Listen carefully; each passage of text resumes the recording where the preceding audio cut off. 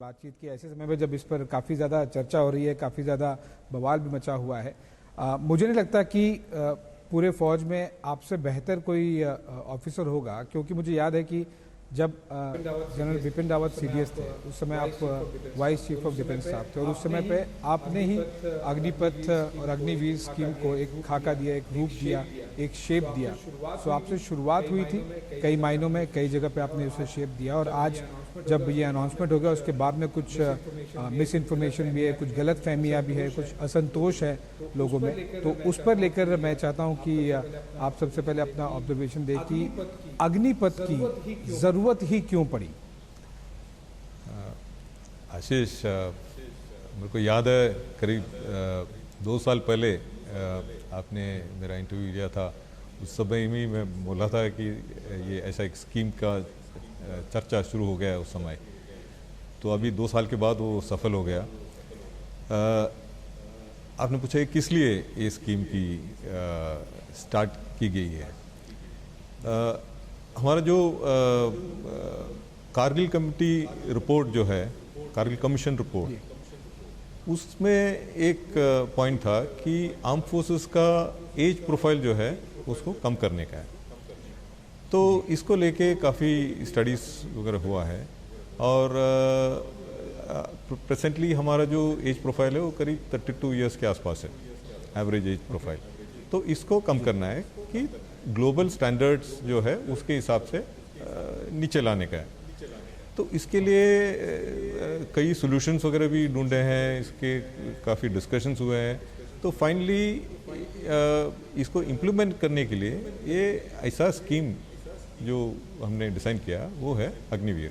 तो इसका अग्निपथ स्कीम, तो इसका 2 साल से डिस्कशंस हुआ है सर्विस हेडक्वार्टर्स के साथ और जितने स्टेक होल्डर्स हैं सब इन्वॉल्व थे। काफ़ी थ्रेडबायर इसकी एक प्रॉब्लम्स जो हो सकता है उसको सब डिस्कस हुआ है। तो फाइनली हमने ये स्कीम का जो प्रेजेंट रूप है इस पे अराइव किया है। तो हमारे ख्याल से ये एक अच्छा स्कीम है, ट्रांसफॉर्मेटिव स्कीम है और इस स्कीम से जो इंडियन आर्म फोर्सेस का ह्यूमन रिसोर्सेस मैनेजमेंट में इतना बदलाव आएगा कि एज प्रोफाइल 25 से नीचे आ जाएगा, मतलब 23-24 के आसपास आ जाएगा। तो we will have both the experience और अनुभव एंड द होश of the people who are there for longer period in service as well as जोश और जज्बा फ्रॉम द अग्निवीर्स। सो ये दोनों मिला के ये काफ़ी एक पोटेंट एंड वाइब्रेंट फोर्स हो जाएगा। अनवर साहब, इससे पहले कि मैं और इसकी डिटेलिंग में जाऊं, और क्योंकि काफ़ी कॉम्प्लेक्स स्कीम भी है और उसमें काफ़ी फ़ायदे भी हैं यूथ, अगर जो हम लगातार बात कर रहे हैं, कुछ को बहुत अच्छा भी लग रहा है पे package point of view, training point of view, discipline point of view. कुछ लोग हम देख रहे हैं कि रास्ते पर भी आ गए हैं, आगजनी कर रहे हैं। इससे पहले कि मैं डिटेलिंग में जाऊँ, मैं चाहता हूँ कि आपका ऑब्जर्वेशन आप बताएं कि ये जो कुछ हो रहा है उन युवाओं को आप मैसेज क्या देना चाहते हैं। न केवल आप बल्कि तीनों सेनाओं के प्रमुखों ने, आर्मी चीफ और एयरफोर्स चीफ भी आपके साथ जॉइंट अनाउंसमेंट में थे उस समय रक्षा मंत्री के साथ में। आप लोगों ने, मुझे जानकारी है कि कई सालों से लगातार रक्षा मंत्रालय में भी और भी बाकी जो मिनिस्ट्रीज हैं इसमें इन्वॉल्व, चाहे वो फाइनेंस मिनिस्ट्री हो, चाहे वो एजुकेशन मिनिस्ट्री हो, पीएमओ हो, सभी लोगों ने काफ़ी ज़्यादा इस पर रिसर्च किया, काफ़ी मीटिंग्स हुई हैं, काफ़ी प्रेजेंटेशंस हुए हैं, उसके बाद में इसे बनाया गया। लेकिन आज जो युवा असंतोष है, वो ट्रेन में आग लगा रहा है, प्रोटेस्ट कर रहा है, उनको आप मैसेज क्या देना चाहते हैं? आपका ऑब्जर्वेशन क्या है जो कुछ पिछले 3-4 दिनों से हो रहा है उसको देख के? मेरा मैसेज है कि ये ऐसा प्रोटेस्ट और वायलेंट एक्टिविटीज़ होना ही नहीं चाहिए। उनको ये स्कीम के बारे में पूरी जानकारी लेना चाहिए और इसके लिए गवर्नमेंट ने भी क्लैरिफिकेशंस किया है और हमने भी प्रेस रिलीज़ किया है। इसके बारे में काफ़ी स्टेटमेंट्स रिलीज़ हुए हैं और डिस्कशंस भी हो गए हैं और किसी को अगर कोई डाउट है तो हम इसको क्लैरिफाई करने के लिए हम तैयार हैं।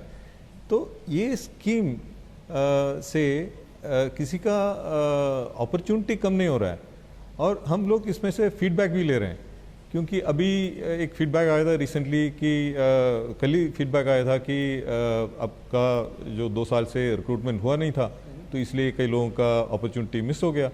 तो तुरंत गवर्नमेंट ऑफ इंडिया ने और मिनिस्ट्री ऑफ डिफेंस ने इसको जो एज लिमिट जो था 17.5 to 21 उसको इंक्रीज करके इस साल के लिए उसको 23 तक कर दिया। तो ताकि वो भी अकोमोडेट है। तो इसलिए हम लोग एक इंटरैक्टिव प्रोसेस में है। कोई जो फीडबैक, पॉजिटिव फीडबैक जो आता है उसको हम लेंगे और एक्ट करेंगे ताकि लोगों को बेनिफिट हो जाए। तो अगर अग्निपथ और अग्निवीर स्कीम को लेके जो कुछ भी आगे भी अगर क्या ये माना जाए कि जो फीडबैक आते रहेंगे, मॉडिफिकेशन की जरूरत लगेगी, आपको ग्राउंड लेवल से भी इनपुट्स मिलते रहेंगे, आर्मी, नेवी, एयरफोर्स से भी, कि ये चीजें बेहतर की जा सकती हैं। सो अग्निपथ और अग्निवीर जो स्कीम है वो आगे भी एज एंड व्हेन रिक्वायर्ड, जब भी बेहतर लगेगा, क्या तीनों सर्विसेज उसको मॉडिफाई करने के लिए तैयार हैं, suggestions wise, feedback wise? Certainly इसको ये कास्ट इन स्टोन नहीं है। मतलब ये स्कीम तो अभी तो स्टार्ट किया है, इसको अभी रिक्रूट करेंगे हम, इसको आगे लेके जाएंगे।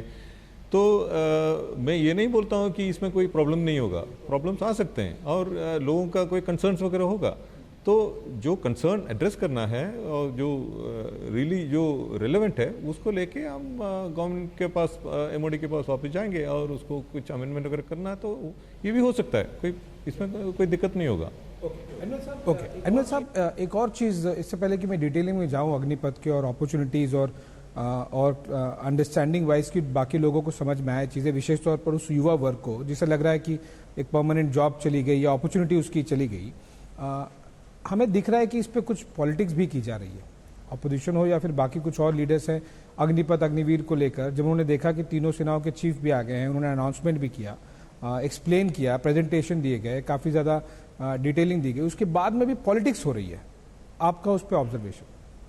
देखिए, मैं पॉलिटिक्स के ऊपर कमेंट नहीं करना चाहता हूँ, लेकिन मैं ये बोलना चाहता हूँ कि ये एक नेशनल सिक्योरिटी रिलेटेड मुद्दा है। तो इसको लेके हम अपना जो रीजन्स, हमारा स्टेट और पॉलिटिक्स, हम इसके ऊपर रेस करने चाहिए, क्योंकि जब नेशनल सिक्योरिटी रिलेटेड जो चीज़ है उसको पॉलिटिक्स के बाहर रखना चाहिए। तो इसलिए मेरा रिक्वेस्ट है कि इसके ऊपर पॉलिटिक्स मत लाइए और हम लोग आगे इसको एक सक्सेसफुल स्कीम बना के नेशनल ग्रोथ और नेशनल अपने यूथ का जो एस्पिरेशंस है उसको फुलफिल करने की तरफ बढ़ाएं। अब क्योंकि मैं चाहता हूं कि थोड़ा डिटेलिंग वाइज, क्योंकि जो यूथ है वो बहुत ज़्यादा टेक्निकलिटीज़ और अपॉर्चुनिटी वाइज और डिटेलिंग को लेके बहुत ज़्यादा परेशान है और वो रास्ते पे उतरा हुआ है। एक छोटा सेक्शन ही है, काफ़ी बड़ा यूथ का सेक्शन भी उसे कॉन्फिडेंट भी लग रहा है कि नहीं, अच्छी चीज़ है और कुछ अपॉर्चुनिटी आगे भी लंबी मिलेगी। ये जिस तरह से हमने देखा कि गवर्नमेंट ने एक मॉडिफिकेशन किया कुछ घंटों पहले ही कि 2022 के लिए उम्र 21 से अपर लिमिट 23 कर दी उसे। ऐसे में जब हम फीडबैक ओपनिंग की बात करें, तो एंगेजमेंट की बात करें और मॉडिफिकेशंस की बात करें, वेटरन्स को लेकर, क्योंकि कई जो रिटायर्ड हैं उनके जाहिर सी बात है उनकी बातों का ज़्यादा तवज्जो भी दिया जाता है, चाहे वो मीडिया हो या फिर समाज में, कि ये कर चुके हैं, वो डन दैट बिन देयर, उन्हें पता है। वेटरन्स को एंगेजमेंट को लेकर क्या कुछ किया जा रहा है नेवी हेडक्वार्टर से, या फिर अगर आप तीनों सर्विसेज के हेडक्वार्टर पॉइंट ऑफ व्यू अगर बता सकें तो, कि वो काफ़ी कुछ उनमें भी कुछ क्लैरिटी है, कुछ में क्लैरिटी नहीं है, और वो क्या कुछ कह रहे हैं आगे, चाहे वो मेन स्ट्रीम मीडिया हो, सोशल मीडिया हो, या फिर घर में बात कर रहे हैं, मोहल्ले में बात कर रहे हैं, वो काफ़ी कुछ एक ओपिनियन शेप कर रहा है। तो वेटरन्स को एंगेजमेंट कैसे किया जाए? इसमें देखिए, एक चीज़ मैं बताना चाहता हूँ। एक स्ट्रैटेजिक थिंकर था और राइटर कैप्टन लिडल हार्ट, उन्होंने बोला है कि the most difficult thing other than to put an idea, a new idea into a military mind is to take out an old idea. अड़ी सोमवार से शुक्रवार शाम 6 बजे सिर्फ TV9 भारतवर्ष पर।